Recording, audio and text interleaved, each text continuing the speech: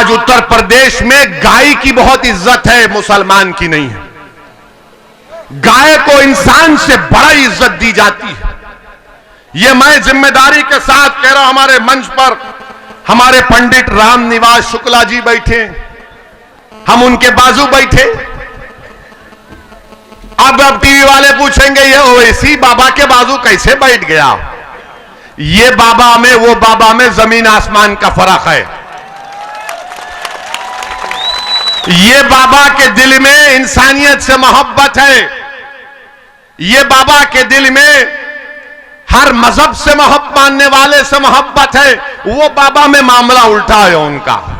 और ये बाबा नाम नहीं बदलना चाहते। ये बाबा ठोक दो की नहीं, ये दिल से लगाने की बात करते हैं।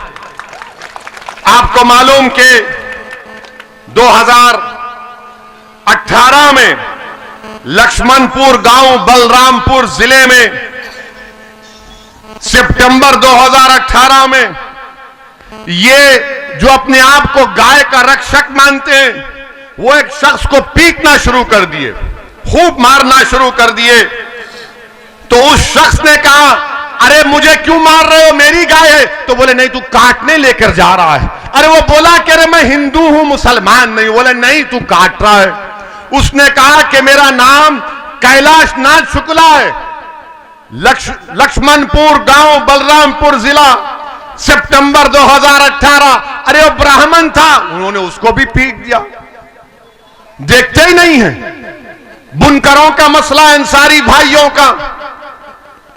बिजली की कीमत इतनी आसमान को छू रही है, कोई फिक्र नहीं है बाबा को। कुरैश बरादरी के लोग बरसों से कारोबार करते हैं, उनको बर्बाद कर दिया गया।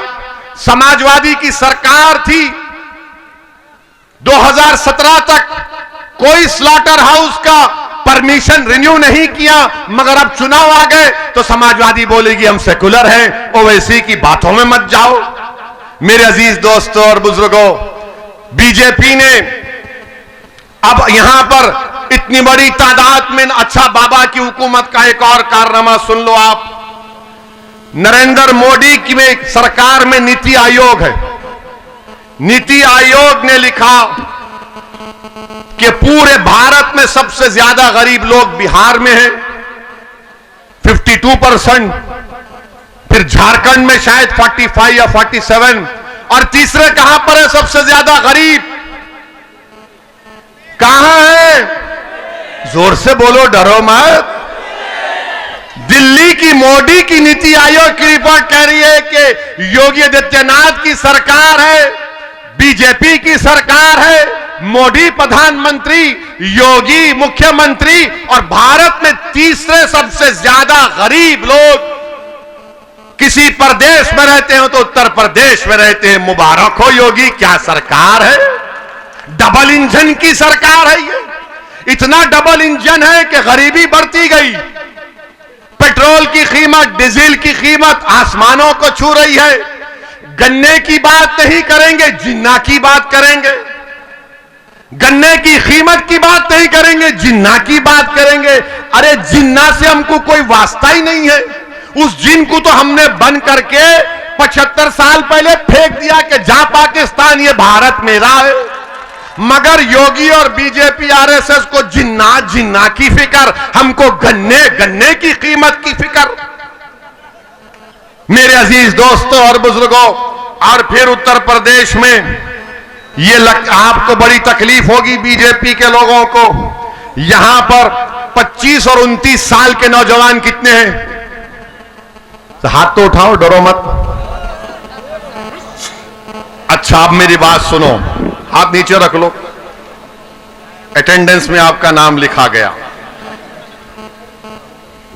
25 और 29 साल के दरमियान में 2017 में 15% ऐसे बच्चों को नौकरी की जरूरत थी, 2017 में। अब 2021 में वो बढ़ते बढ़ते 23% हो चुके हैं। 25 और 29 साल के बच्चे, 23% को नौकरी की जरूरत है। तो योगी आदित्यनाथ और मोदी ने क्या किया? नौकरी मत कर, गाय रक्षक बन जाओ। नौकरी मत कर, मॉब लिंचिंग में लपेट जा। नौकरी मत कर, ये देख के कोई मजहब तो तब्दील नहीं कर रहा है। अरे नौजवानों, क्या तुमको नौकरी नहीं चाहिए? और फिर यहां पर आप ये भी बता दो कि यहां पर 20 और 24 साल के दरमियान में कितने नौजवान हैं? 20 और 24 साल के दरमियान में मैं आपको एक बुरी खबर सुना रहा हूं। मैं आपको एक बुरी खबर सुना रहा हूं।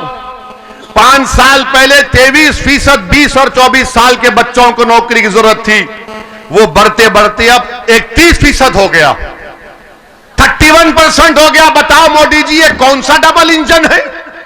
चलता ही नहीं है, लखनऊ में ही रुक जाता, तुम दिल्ली से बाहर ही नहीं निकलते।